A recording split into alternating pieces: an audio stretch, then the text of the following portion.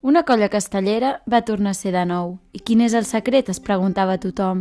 No perdre el respecte, assajar sempre fort. És l'esforç d'en equip, créixer a poc. El bon rotllo, les rialles i la festivitat. Apretar les dents quan toca, la seguretat. Una colla de barri va tornar a ser de nou. I quin era el secret? Es preguntava tothom. La feina de formiga, la força d'elefant, una cosa molt nostra que sempre anem cridant. Apreciar la teva posició, vigila cada detall, mirar sempre amunt i mai mirar avall.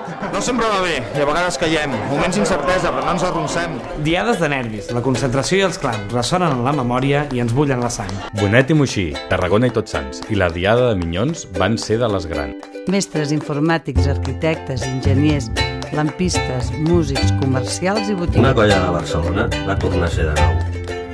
I quin era el secret? Es preguntava tothom. La pinya amb força i silenci, la canalla amb la concentració, el tronc amb l'equilibri i tota la colla amb un mateix horitzó. Són les gralles i el timbal cop a cop que inspiren la feina ben feta i no la sola. No ens hem de reinventar, hem de seguir sent qui som, fer les coses com sempre, que no ens venci la sort. Els castellers de Sants van tornar a ser de nou. I quin és el secret? Es preguntava tothom. Si fem les coses com nosaltres sabem, hi ha quelcom impossible que no aconseguirem.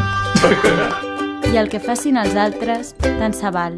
La feina ben feta no té fronteres ni té rivals.